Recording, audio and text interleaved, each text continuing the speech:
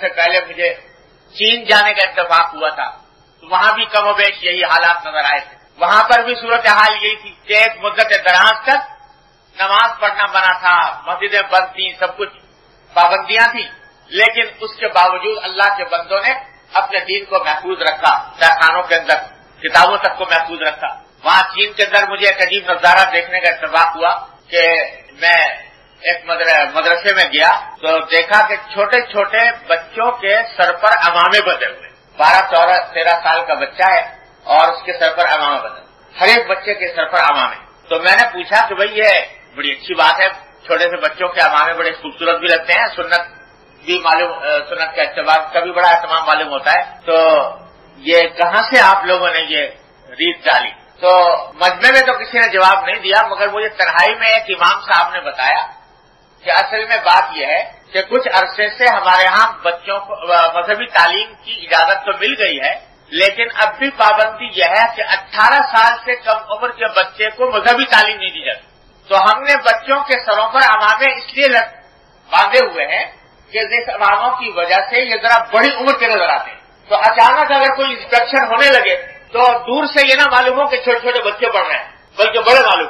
اس واسطے ہم نے یہ عوامے ان کو پہنائے ہوئے تاکہ ہم ان کو دین کی تعلیم دے سکیں. اس طرح اللہ کے بندوں نے اپنے دین کو سنبھالا ہے، اس کی حفاظت کی ہے، اور اس طریقے سے اس دور میں بھی مثالیں قائم کی ہیں دین کے لیے قربانیاں دینے. تو عبرت جو ہوتی ہے وہ کئی پہلوؤں سے ہوتی ہے. ایک تو یہ کہ اللہ تبارک و تعالیٰ نے ہمیں کیسی نعمتوں سے سرفراز فرمایا. غلامی کا دور ہم پر بھی گزرا، انگریز کی غلامی کا، لیکن الحمدللہ یہ صورتحال پورے ہمارے علاقے میں کہیں نہیں تھی کہ کہیں نماز پر پابندی لگ گئی ہو، قرآن پر پابندی لگ گئی ہو، یا مسلمان ہونا بلاتے خود جرم قرار دیا گیا ہو. ظلم و ستم اور طرح کے بہت ہوئے، لیکن الحمدللہ یہ پابندی ہم پر کبھی نہیں لگی. اور خاص طور سے اب آزاد ہونے کے بعد تو ایک آزاد مملکت کے باشندے ہیں، کوئی ہمارے اوپر تلوار رکھنے والا نہیں ہے، کوئی ہمارے کے اوپر. کیسی نعمتیں اللہ تبارک و تعالیٰ نے عطا فرمائی ہوئی ہیں آزادی کی، لیکن جتنی نعمتیں عطا فرمائی ہوئی ہیں اتنی ہی غفلت، اتنی ہی ناقدری.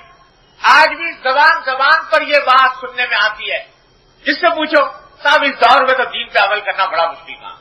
یہ جملہ جہاں چاہے سن لیجئے کہ صاحب اس دور کے اندر 20ویں صدی کے دور میں تو یہ جن باتوں کی طرف آپ دعوت دیتے ہیں، جو پیغام آپ سناتے ہیں یا جو دین کی باتیں آپ بتاتے ہیں، ان پر اس دور میں عمل کرنا تو بڑا مشکل ہے. اور اس دور کے اندر اس کے اوپر سے ٹھیک عمل نہیں ہو سکتا. ارے مشکل تم نے دیکھی نہیں، تمہیں معلوم نہیں کہ مشکل کیا چیز ہوتی ہے. اور ان لوگوں سے پوچھو کہ جنہوں نے صرف ایک نماز پڑھنے کی خاطر اپنی جانیں قربان کی ہیں. ابھی اسی سفر میں راستے میں ہمیں جہاز کے اندر ایک صاحب ملے، وہ کسی مسجد کے امام تھے اندجان میں، فرغانہ کے رہنے والے تھے. تو انہوں نے بتایا، یہ حالانکہ آخری دور کے آدمی تھے، انہوں نے بتایا کہ صرف ایک مرتبہ میں نے ایک جگہ اذان دے دی تھی، اس کے جرم میں 6 سال مجھے جیل بھگتنی پڑی ایک اذان دینے کے. آج کون ہے جو ہمارے سروں پر تلوار لیے کھڑا ہے کہ تم نماز نہیں پڑھ سکتے؟ کون ہے جو تلوار لیے کھڑا ہے کہ تم روزے نہیں رکھ سکتے؟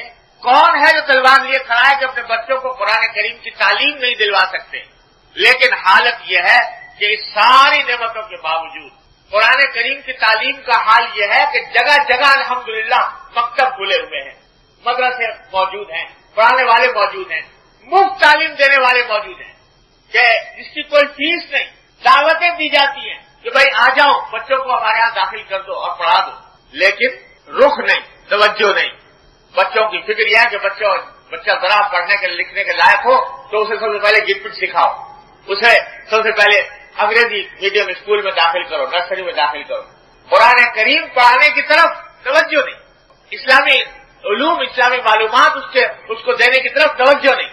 اگر وہ اللہ کے بندے جنہوں نے اپنے بچوں کو پڑھانے کی خاطر موت سے ٹکر لی، وہ ہمارا یہ حال دیکھ لیں کہ حالت میں کتنی ناقدری کر رہے ہیں قرآن کریم کی اور اسلامی علوم کی، تو ان کو یہ احساس ہو کہ پتہ نہیں یہ لوگ مسلمان بھی ہیں کہ نہیں. اللہ وجہ. تو ایک تو عبرت کا پہلو یہ ہے کہ ادھر اتنی مشقتیں اور اللہ تبارک و تعالیٰ نے ایمان کو حفاظت کرنے کی ان کو صلاحیت بخشی، ادھر اتنی نعمتیں اور نعمتوں کے ساتھ اتنی غفلت. تو کبھی کبھی سوچنا چاہیے ان باتوں کو. اپنے گریبان میں منہ ڈال کر سوچنا چاہیے کہ ہم کہاں جا رہے ہیں.